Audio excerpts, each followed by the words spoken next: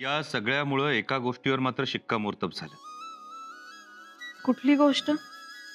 तुमचा आमच्यावरचा विश्वास. या गोष्टीवर तर त्याच दिवशी शिक्कामोर्तब झालाय, ज्या दिवशी तुम्ही आम्हाला आणायला न येता कय्यूम खानच्या मोहिमेवर गेलात. त्याच दिवशी आम्ही समजलो तुम्ही कशाला महत्व देता. कशाला? स्वराज्याला. या पौरुषाचा आम्हाला अभिमान वाटतो. अहो, ऐकलात का? काय बोलते पोर बघा.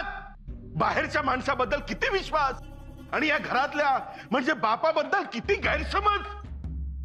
गैरसमज नाही हो बाबा, तुम्ही मोठे आहातच. छत्रपतींवर छत्र धरण्याचा मान मिळाला तुम्हाला. हे सगळं काही एका दिवसात झालं का? नशीब नशीब या बापाचं. बाबा, पण मी तुम्हाला काही वाईट बोलत नाहीच आहे. मी फक्त एवढंच म्हणतेय की युवराज चुकीचं वागू शकत नाही. पुरी दिसत तसं नसतं. बाबा, तुम्ही एकदा बुधभूषण नीट वाचा, म्हणजे तुम्हाला युवराजांची विचारधारा कळेल. हे कळेल की युवराज कधी कोणावरही अन्याय होऊ देणार नाही. तुमच्यावरही नाही. तुमच्यावर झाला असेल तर तुमच्या पाठीशी उभे राहतील ते. बाबा, आता जुन्या गोष्टी मनात ठेवू नका. त्यांनी न्याय फिरवला, मूर्त्या पकडल्या, सगळं सोडा. त्यांच्या कामाचा, कर्तव्याचा भाग होता तो. आम्ही म्हणालो ना, आम्ही विषय सोडून दिलाय. आत्ताचा आणि अगोदरचा आहे म्हणून तर शांतपणे निघून आलो ना. खरं तर आम्हाला आश्चर्यच वाटतंय तुम्ही शांत राहिलात त्याचं.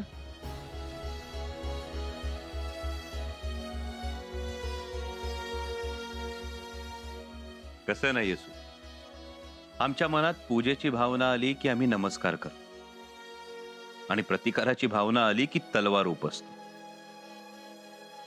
आम्ही नमस्कार करायलाही वेळ लावत नाही आणि तलवार उपसायलाही विलंब करत नाही. आम्हास ठावे आहे.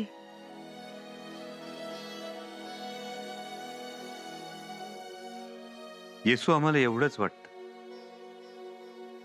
आम्ही लिहायचं राजा, प्रधान, मंत्री यांनी कसं राहावं, कसं वागावं हे लिहायचं. भ्रष्ट कारभारामुळं राज्य कसं रसातळाला जातं हे सांगायचं. आणि स्वतः मात्र आपल्या लोकांची चिरीमिरी सहन करायची. हे योग्य आहे? योग्य अयोग्य ठरवायचं कुणी? युवराजांनी 2 अक्षरं लिहिली म्हणून दुसऱ्याला अक्कल शिकवायची, हे योग्य आहे?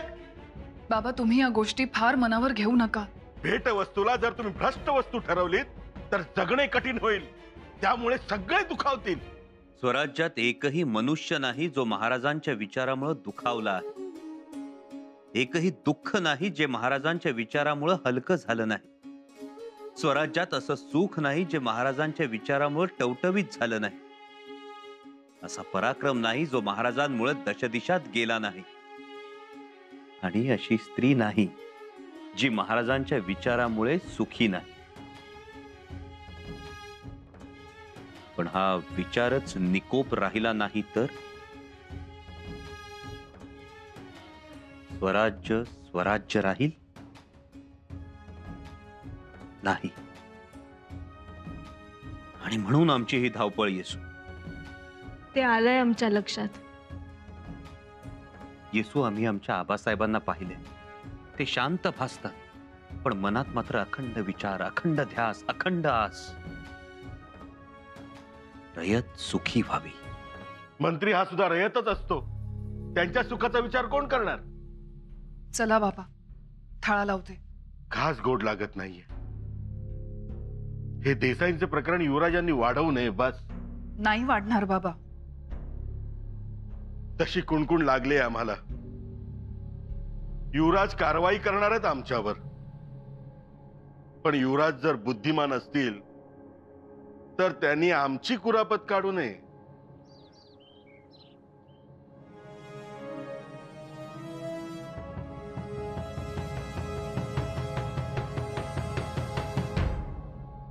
आम्ही काय म्हणतो, आता आपण कुठेही जाऊ नये. का? म्हणजे महाराज येईपर्यंत सुरनिसांचा निवाडा करू नये. येसू निवाडा करूच नये म्हणून तर अनाजी पंतांनी आम्हाला आणि सगळ्यांना कात्रजचा घाट दाखवला ना. पण ज्यांनी गनिमाला खरा कात्रजचा घाट दाखवला त्यांचे पुत्र आहोत आम्ही. या असल्या गोष्टींना दाद देत नाही. युवराज ते आहेच, पण तरीही आमच्यावर आरोप झाले तर आम्ही काही बोललो? राहिलो ना शांतपणे उभे, गेलो ना चौकशीला सामोरे, झाली ना आमची चौकशी. आम्ही युवराज आहोत म्हणून आम्ही मनमानी करू शकतो? नाही, मुळीच नाही. हे स्वराज्य आहे. आरोप झाला तर चौकशी होणार. मग ती रयत असो किंवा कुणी मातब्बर, चौकशी होणारच. युवराज ऐकावं, चौकशी नंतर नाही का करता येणार? नाही. आणि देसायांना का थांबून ठेवावं आम्ही? आणि किती दिवस? तेही त्यांची चूक नसताना. युवराजनी खऱ्याला खरं म्हणायला वेळ लागला ना, तर खरं असून सुद्धा त्याच्या भोवती शंकेच्या माशा घोंघावायला लागतात.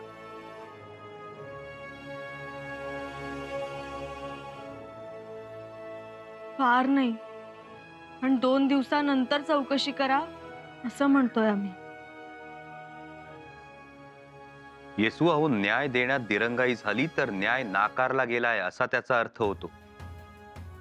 आणि म्हणून निवाडा आजच होणार. आजच करा, पण न्याय हा संयमाच्या सावलीत झाला तर बरं होईल असं आम्हाला वाटतं. येसू, न्याय प्रक्रियेत संयमाची सावली सुद्धा उन्हातच उभी असते. आम्हाला काय म्हणायचे ते आलंय ना लक्षात तुमच्या? गडावर एकोपा हवा, स्वराज्य कारभारात एकमत असायला हवं.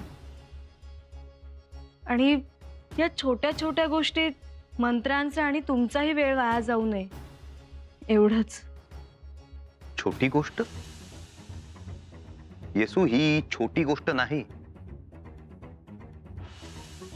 मला कल्पना असेल नसेल, पण एवढा मोठा बादशाह औरंगजेब, केवढी भयानक हुकूमत त्याची. आदेश हुकूम असे एका इशाऱ्यावर नाचतात त्याच्या.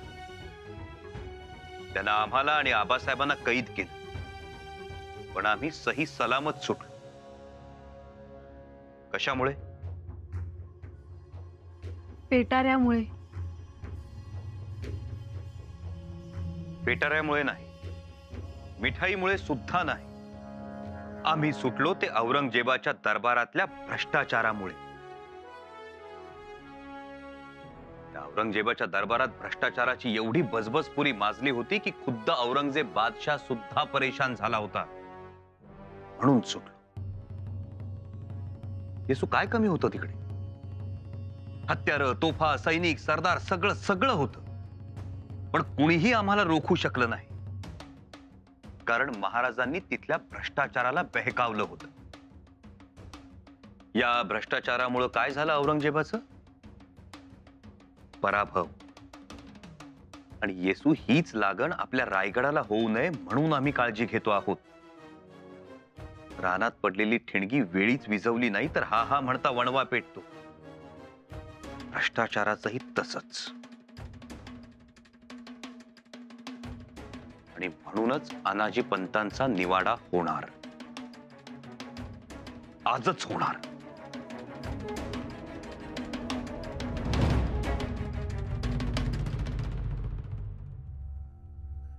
मला आश्चर्य एवढंच वाटतं की ती कलावंतीणी भारीच निघाली. हो ना. आता कलावंतीण म्हटली की लावणी आली, हे सूत्र ठरलेलंच. पण तिने तर कमालच केली. आऊसाहेबांची ओवी म्हणाली. आपल्याला तोंड कशी पाडलं? घोटाळा झाला रे. घोटाळा कसा काय पंत? तुमचं काय म्हणणं होतं? युवराजांनी लावणी ऐकावी? हो, ते आले चौघाने. पंत नका असा विचार करू. अहो युवराज आहेत ते, असल्या गोष्टींमध्ये नाही रमणार. आणि माझ्या मनालाही ते नाही पटत. फिरवलीत पगडी? पगडी फिरवली म्हणजे तुमचं हे अति होते असं नाही वाटत तुम्हाला? कुठल्या अर्थानं? पंत, जे पांढरं शुभ्र आहे ते तुम्ही काळं म्हणायला लावताय, हे नाही पटत. अहो रावजी, पंत, अहो गडावर काय आपण ह्याच्यासाठी बसलो आहोत?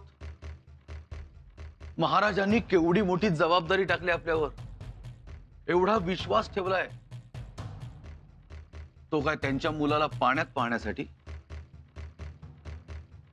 रावजी, तुम्हाला भूताकेतानं झपाटलंय की काय? आपल्या सगळ्यांनाच झपाटलं होतं. झपाटलं आहे महाराजांच्या विचारांनी. त्यातच राहू आपण. अहो युवराज एवढे साधे सरळ आहेत.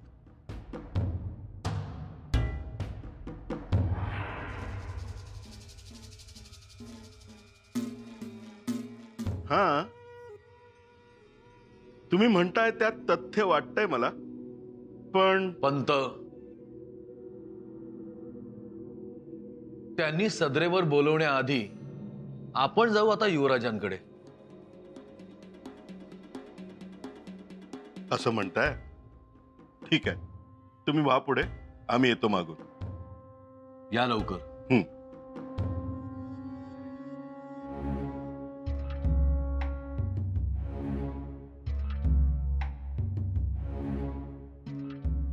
मला शिकवतोय राजकारण म्हणजे काय माहिती आहे का? परसो, हे परसो. जी मालक. आत्ताच्या आत्ता शृंगारपूरला जा. जी. सुभेदाराला रुजवातीसाठी बोलावणं येईल. त्याला म्हणावं काही दिवसांसाठी फरार हो. हा मोहरा घे, दे त्याला. रस्त्यात कुठे थांबू नकोस. घोड्यासाठी चंदी चारा घे सोबत. निघ, वाऱ्याच्या वेगाने जा. जी मालक.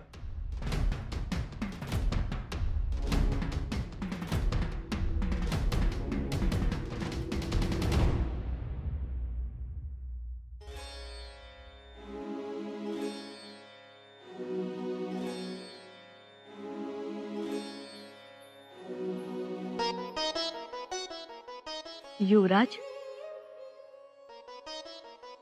युवराज दिसत नाही. आपण निरोप दिला असता तर आम्हीच पाठवलं असतं आपल्या महाली. अहो कशाला? आम्हाला वाटलं म्हणून आम्हीच भेटायला आलो. कुठे आहेत? तुम्ही बसा ना, आम्ही बोलावतो त्यांना. अहो अहो नको, कामात असतील ते. सुनबाई, काल आम्ही जरा चुकलोच. संयम ठेवायला हवा होता. ऐकल्या गोष्टीवर विश्वास ठेवला. चौकशी केली. मातोश्री, चौकशी केली ते एका अर्थानं बरंच केलं. आणि चौकशी का केली तर तुमच्याही कानावर काही बरं वाईट आलं म्हणून धास्तावलात तुम्ही. काळजी वाटली तुम्हाला. वाटणारच ना. आणि कसं आहे मातोश्री, तुमच्यातील आई विचारल्याशिवाय तुम्हाला गप्प बसू देईल का? आणि युवराजांनाही समजलं आपल्यालाही कोणीतरी विचारणारं आहे म्हणून. ते झालंच. पण आम्हाला नवल या गोष्टीचं वाटलं की ते आमच्या समोर गप्प राहिले, काहीच बोलले नाही. आम्हाला म्हणाले, मातोश्री जी शिक्षा द्यायची ती द्या, आम्ही जातो. आणि येऊन येऊन गप्प बसून राहिले महालात. मातोश्री, तेच तर, तेच आमच्या जीवाला लागलं. आमचा विश्वास आहेच त्यांच्यावर. ते सत्ता आहे म्हणून बहकत नाही, नम्रतेने राहतात. युवराजांचं म्हणणं हेच, पूजेची भावना झाली की नमस्कार, आणि प्रतिकाराची भावना झाली की तलवार. मातोश्री, तुमच्या समोर त्यांना पूजेची भावना होते म्हणून ते शांत बसतात. म्हणूनच आम्ही त्यांची माफी मागायला आलोय. माफी मागायला? रात्रभर डोळ्याला डोळा नव्हता म्हणून म्हटलं युवराजांना येऊन भेटावं. भेटा, आम्ही बोलावतो त्यांना. पण माफी कशाला मागताय? आई कधी माफी मागते का? उलट वेळोवेळी कान धरलाच पाहिजे मुलाचा. पण आहेत कुठे? सदरेवर अनाजींचा निवाडा करायला. प्रश्न सारा वसुलीचा नव्हताच निराजी काका. देसायांकडची 2 जातिवंत अफगाण घोडी अनाजी पंतांना हवी होती आणि ती देण्यास देसायांनी नकार दिला. म्हणूनच माझ्या विरुद्ध हा कट शिजला. अनाजी पंत, हे खरंय? देसाई, आम्हाला तुमचे जातिवंत घोडे पाहिजेत असं आम्ही तुम्हाला सांगितलं? नाही, मग कोण म्हणाले? सुभेदार. सुभेदार म्हणाले म्हणजे आपले बोलणे झालेले नाही. युवराज, बघा, हा असा सगळा घोळ चाललेला आहे. म्हणजे खबरा आणि अफवांचा सुळसुळाट चाललेला आहे. अहो, कधी तुमचं नाव घेतलं जातं तर कधी माझं नाव घेतलं जातं. खबर येते युवराज गाणं ऐकतात, दौलत जादा करतात, पण प्रत्यक्षात त्यांनी ऐकलेली असते ओवी, आणि कलावंतिणीस नरकातून सोडवलेले असते. परंतु सुभेदारानं माझ्या आडून मारला बाण. याचा अर्थ तुमचा यात काहीच हात नाही. तर घोडाच मागायचा आहे तर मी महाराजांना मागेन, तुम्हाला मागेन. हे देसायांकडे कशाला मागेन घोडा? ठीक आहे, आम्ही सुभेदारास बोलावून घेतो. मी म्हणतो उद्या बोलवायचे ते आत्ताच बोलवा. यात दिरंगाई नको. युवराज,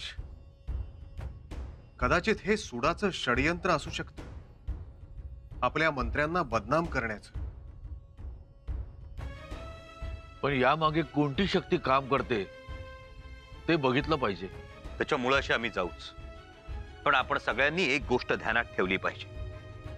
आज सबंध हिंदुस्थानात कित्येक लोक महाराजांकडून प्रेरणा घेऊन मोगल साम्राज्याच्या विरोधात बंड करू लागले. मथुरेत जाट शेतकऱ्यांनी बंड केले, त्यात मथुरेचा सरदार अब्दुल नबी मारला गेला. त्यात सतनामी मुंडिये सामील झाले होते. पंजाबात गुरु तेग बहादुरांच्या नेतृत्वाखाली शिखांनी औरंगजेबाच्या वर्चस्वाला आव्हान दिलं आहे. ओरिसा, आसाम, बुंदेलखंडातले लोक आपल्या सिंहासनाकडे आदरानं, गर्वानं पाहतात. आणि आपण या असल्या क्षुल्लक गोष्टींमध्ये वेळ वाया घालवतो आहोत. हे योग्य नाही. आपण वडीलधारे आहात.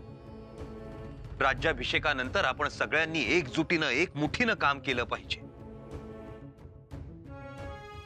ते महाराजांना अपेक्षित आहे. म्हणून युवराज, त्यातूनही वाटत असेल की मी चुकलोय, कर्तव्यात कसूर केली आहे, तर मला माफ करा. युवराज, वडीलकीच्या नात्यानं आम्ही सांगतो, हे प्रकरण इथं थांबवा. ठीक. देसाई निर्दोष सुटले आणि अनाजी पंतांनी सुद्धा मनाचा एवढा मोठेपणा दाखवला. आमच्यासाठी हा विषय इथंच संपला. खूप बरे झाले आता मिटलं ते. तुम्ही तर आमच्या मांडी खालचा घोडाच काढून घेतला. मग काय होणार? पडलो बुदुक दिशी. तसं नाही हो, तुमच्या हुद्द्याला ही अशी हुज्जत शोभत नव्हती म्हणून थांबा म्हटलं मी. हो, पण एक बरं झाले, महाराज यायच्या आधी ते सगळं मिटलं ते. हो, म्हणजे महाराजांसमोर सगळं खरं खोटं करत राहायचं बरं दिसत नाही. ते द्या घ्या. आता मस्त वेढा चगळत घरी जातो. जाताना मशाल घेऊन जा. परसू नाही मशाल दाखवायला. तो गावाला गेलाय. तसा रस्ता पायाखालचाच आहे. पण एक बरं झालं, तुम्ही माघार घेतली. माघार? पण तात्पुरती. म्हणजे चूल विजली आहे. पण विस्तव धरून ठेवलाय. विस्तव धरून ठेवला का? नाही कळणार तुम्हाला. या तुम्ही. बर.